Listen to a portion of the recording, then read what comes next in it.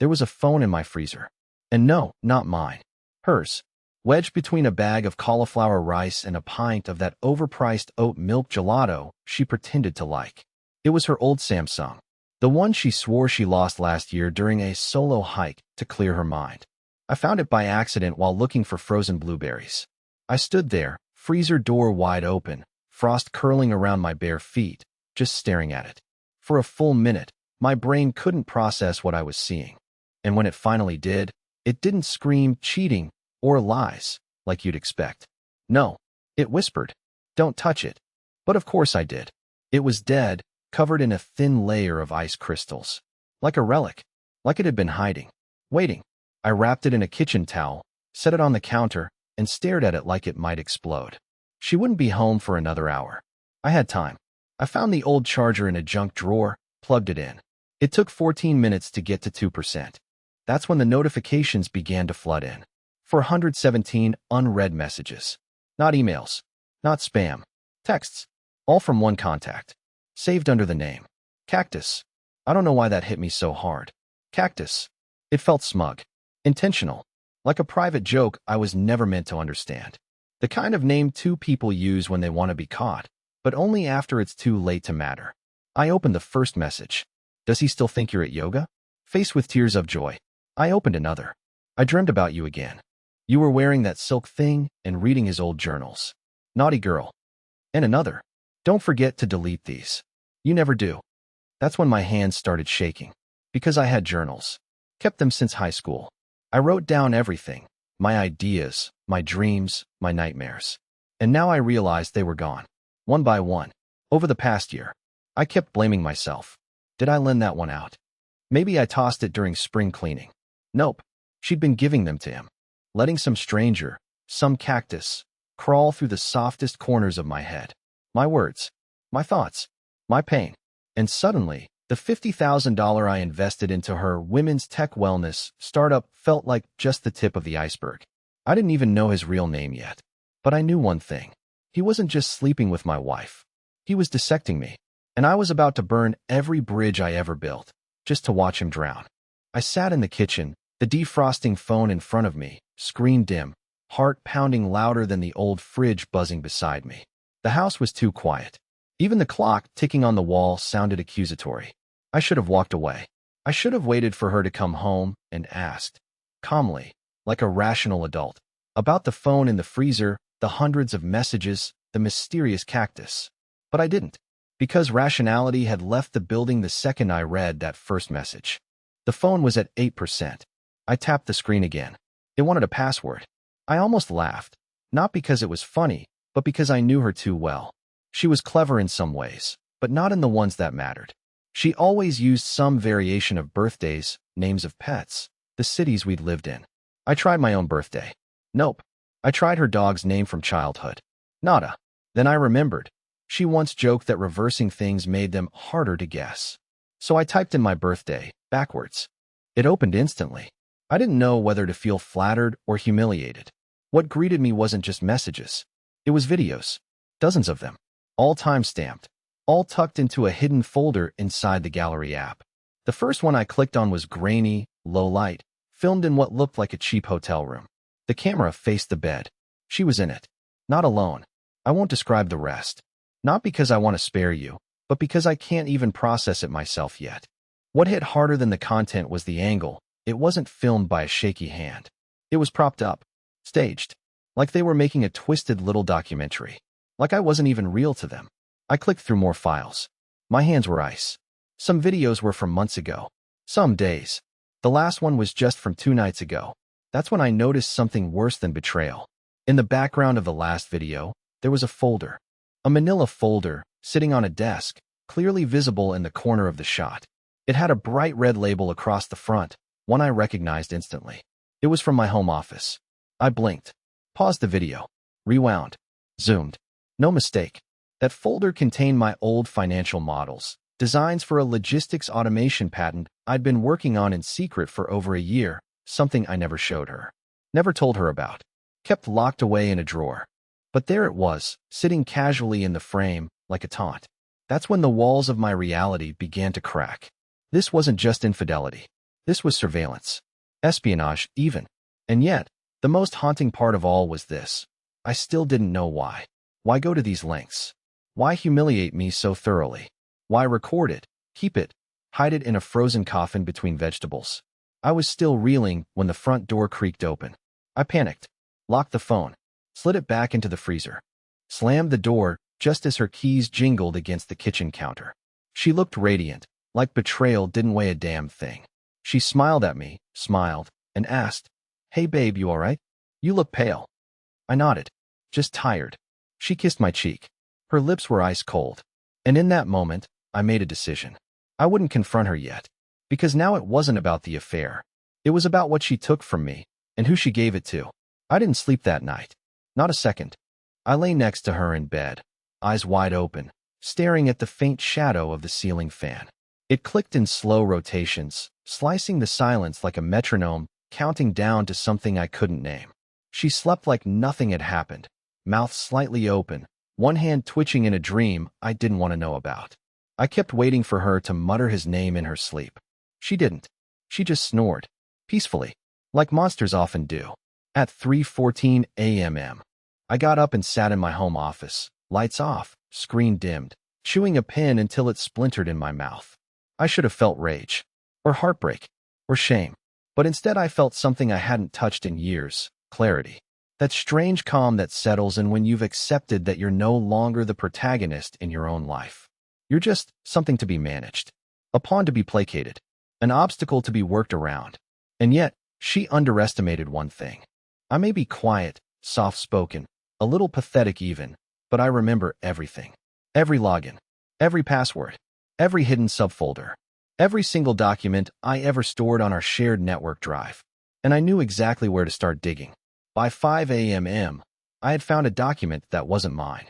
It was in a folder we never used, titled simply Marla_notes.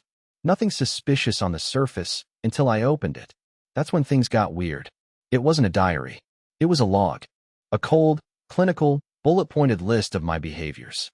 Elric questioned dinner timing again. Log response. Redirect with emotional appeal. Avoided intimacy. Suspect depressive cycle. Do not encourage therapy. Maintain control.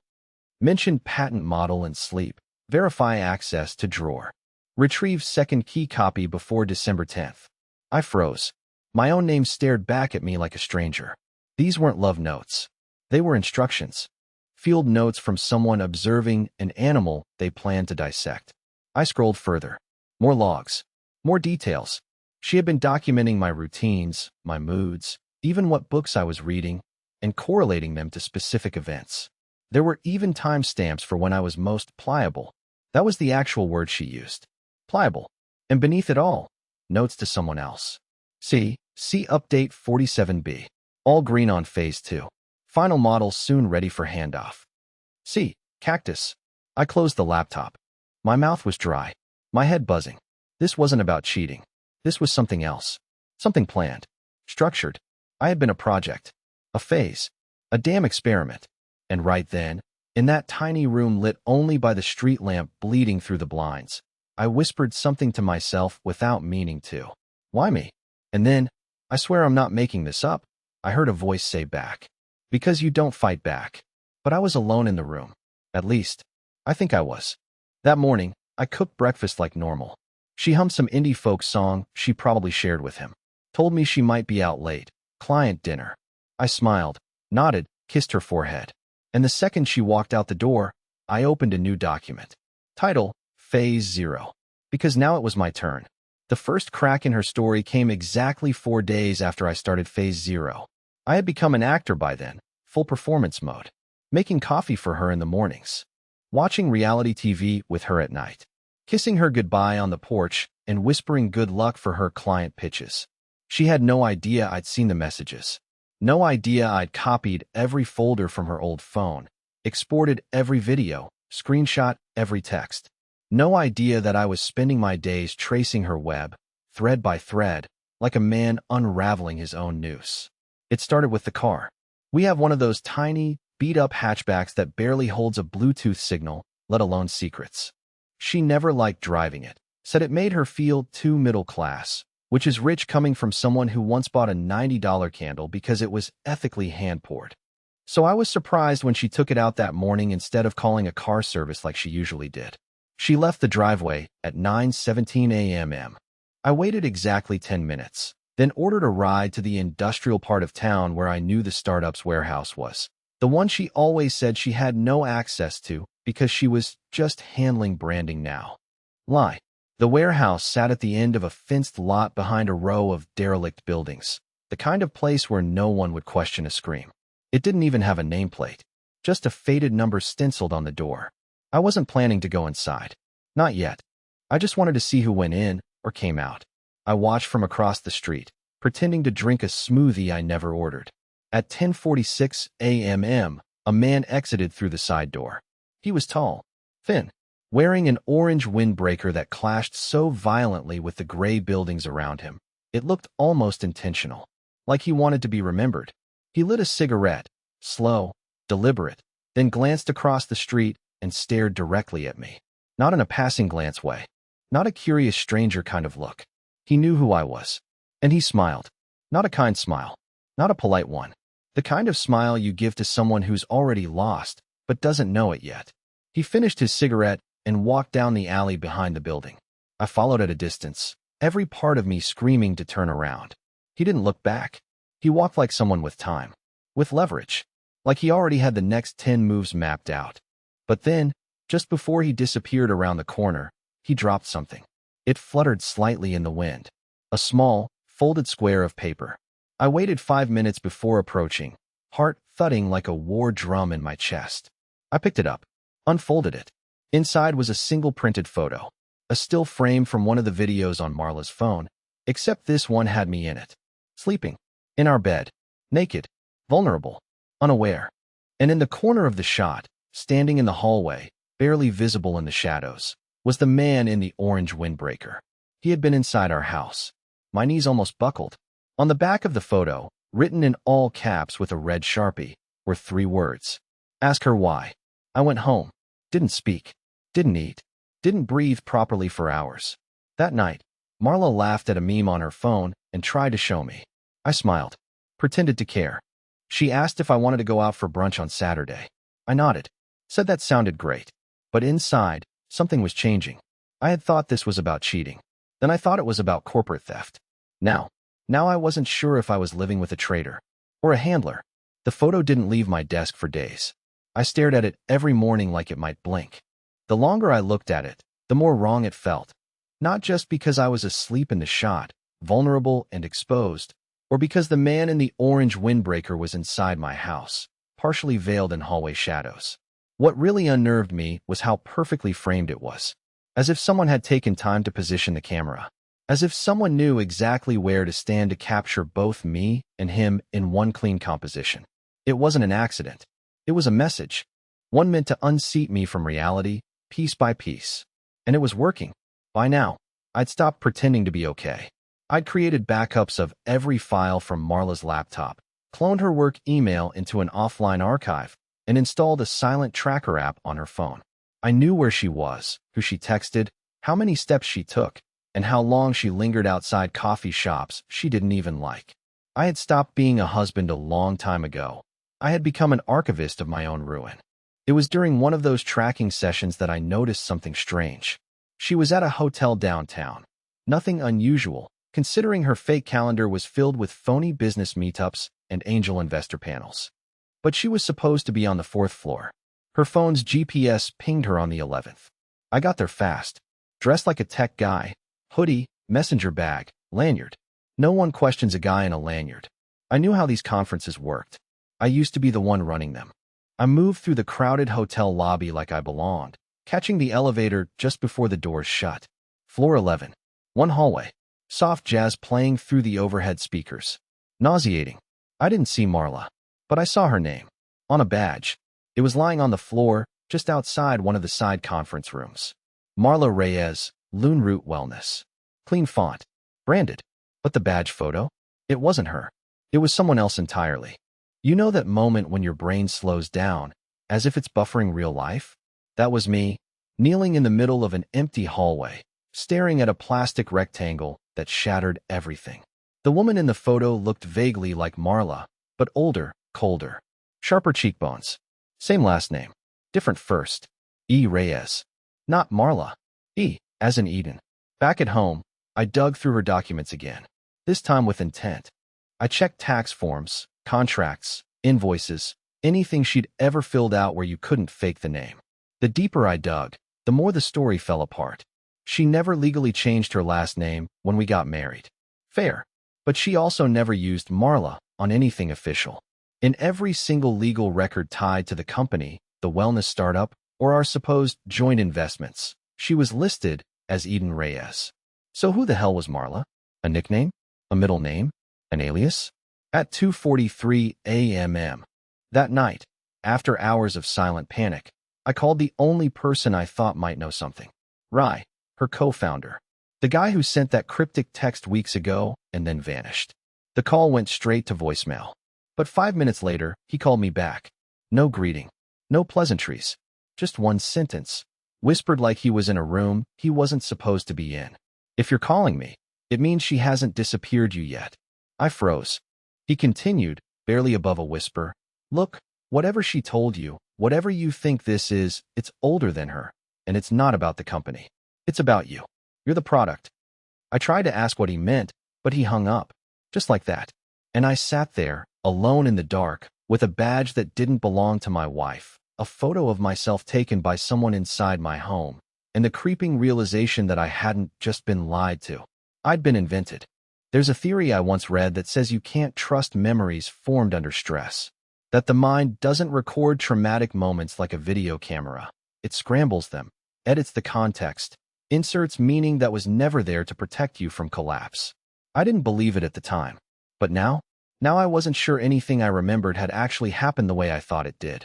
Especially after I drove to the house on Silburn Road. It started with a bank notification, one of those low-level fraud alerts, the kind you usually ignore because it's just a glitchy charge from an old subscription. But this one was different. It was a property tax withdrawal. Tiny amount. Automatically paid. From an account I hadn't touched in 3 years. I opened it to investigate, expecting some clerical error, maybe a ghost address from an old forwarding form. Instead, I found a property deed. In my name. Purchased 5 years ago. Fully paid. No mortgage. No renters. No activity since 2020. I didn't remember buying a second property. But there it was, 324B, Silburn Road. I stared at the address for a full 10 minutes. It felt familiar, but not in a memory sense. More like déjà vu, like I'd driven past it in a dream I forgot the second I woke up. I grabbed my keys and left. It took 40 minutes to get there. Just outside the city limits, where the roads stop having lane dividers and the streetlights flicker like dying fireflies. Silburn Road wasn't a neighborhood. It was a corridor of decay. Houses with collapsed porches, rusted mailboxes, cars with grass growing through the wheel wells. And in the middle of it, my house. Single story. Vinyl siding. No windows broken. But clearly unlived in. I tried the key I didn't remember having until I checked my glove compartment. The one marked miscellaneous. It fit. The air inside hit me like a dead animal. Dust, mold, rot, and something worse. Something metallic. The place wasn't empty. There was furniture. A half-inflated air mattress. Blankets. A corkboard on the wall with dozens of photos. I stepped closer, and there I was. Every photo. Every angle. All of them of me, at home, at work, at grocery stores. Sitting in my car. Talking on the phone. Scratching my chin in front of the mirror. And none of these were from recent weeks. They were years old. Photos from before I met Marla. Before the startup. Before I even lived in the city. Pinned to the board with color-coded tags I didn't recognize. Below the board, a file box. Locked. I kicked it open with the heel of my boot. Inside, folders. Stacks of them. All labeled with variations of my name. Not just Elric, but E. Thorne, Client 217, Test Subject E1A. Each file was filled with behavioral notes, psychological assessments, timelines, and transcripts. Transcripts of my conversations. Word for word. Phone calls. Arguments. Journal entries. Even dreams. How? I flipped to the back of the last folder. A sticky note was pressed into the cardboard. It read, "The pattern breaks at 37. Watch for the loop. Burn this location after retrieval." I was 37 years old, and someone, was expecting me to crack. I backed away from the folder like it was radioactive. My head felt hollow. My chest tightened like I was drowning in slow motion. None of this made sense. None of it was real. And yet it was. Tangible. Documented. Intentional.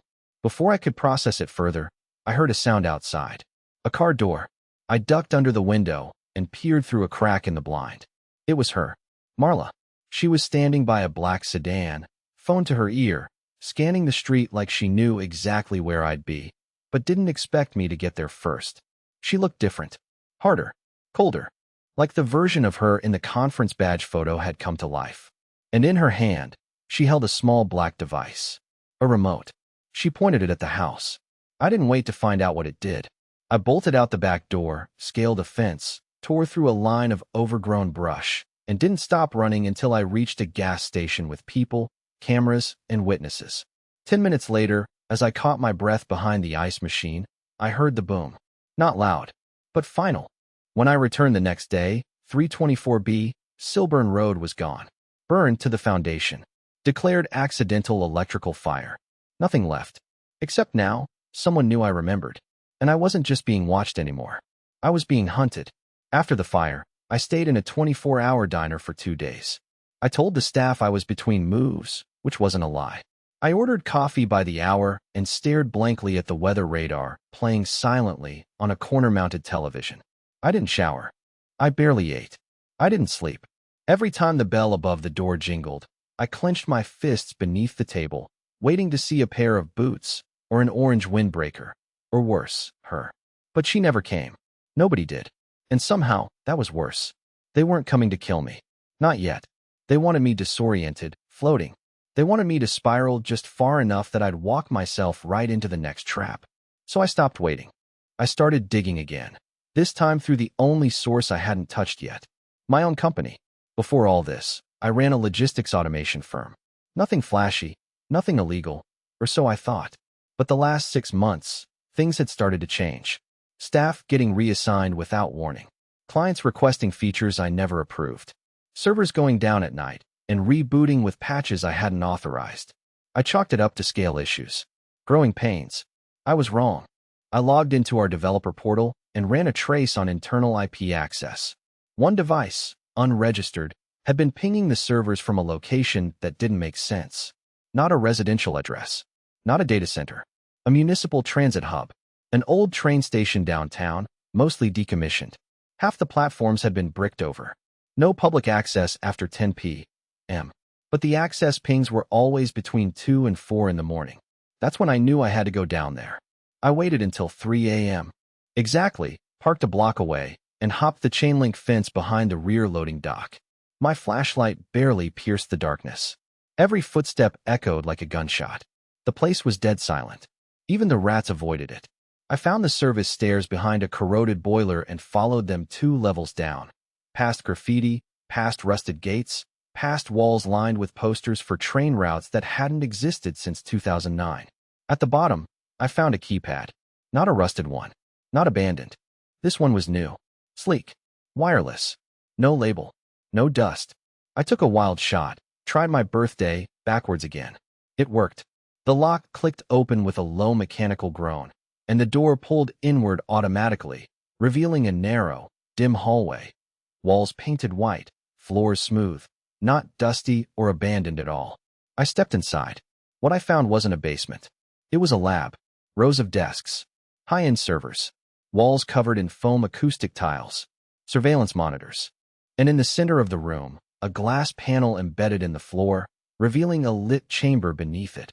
A clean room, clinical and sterile. Inside the chamber, a replica of my house. Not the current one. The one I lived in 4 years ago. Exact down to the scratch on the microwave and the ugly couch I gave to Goodwill after it started smelling like wet rope. My old house, built inside an underground facility.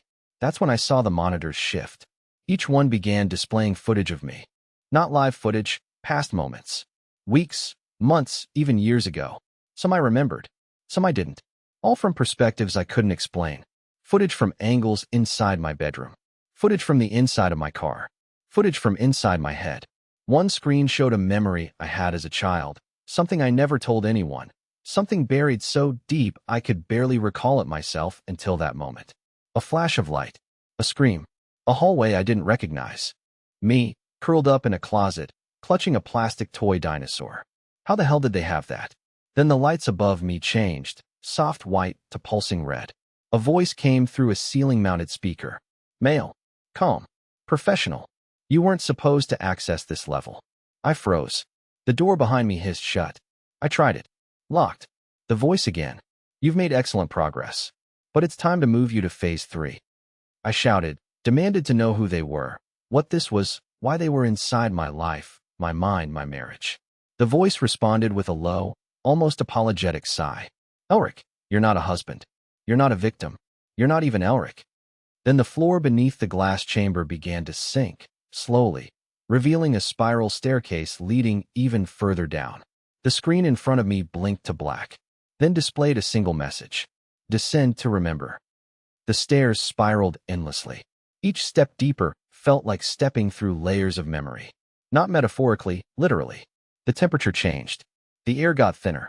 Lights shifted from red to a soft amber glow, like sunrise trapped in a tunnel.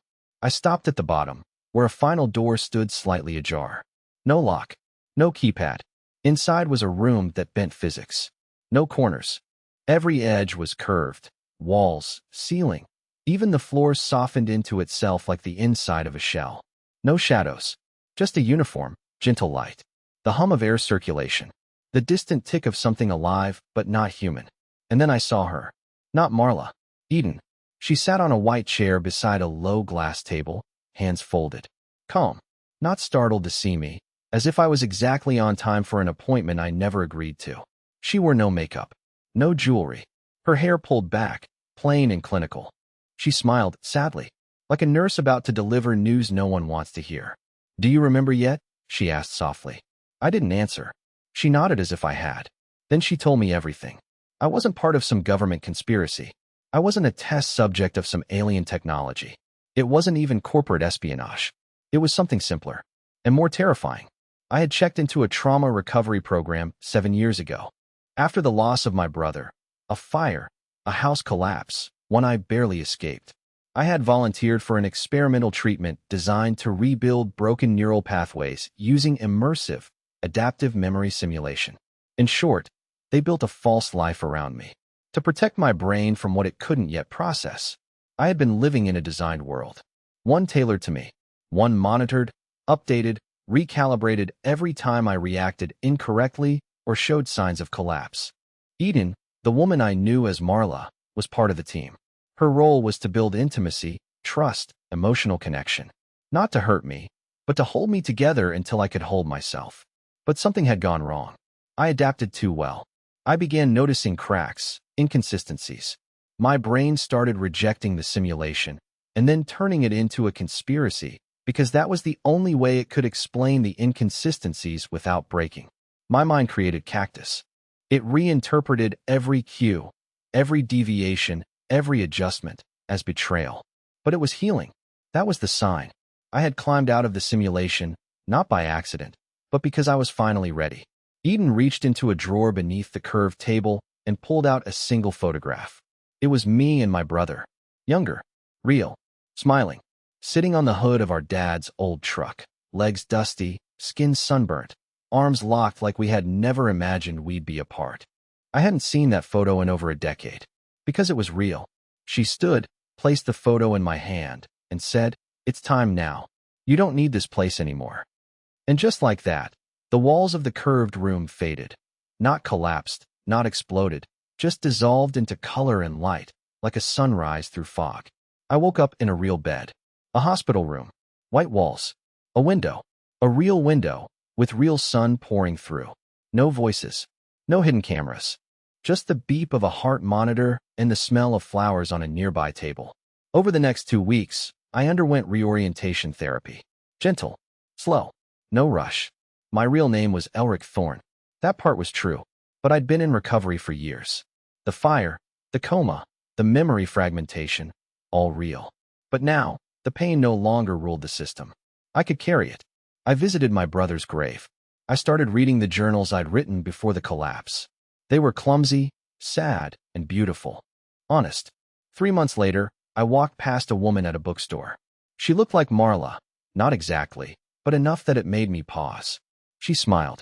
A kind smile, not one loaded with hidden meaning. And for once, I smiled back without suspicion. Because I was free. Not from surveillance. Not from betrayal.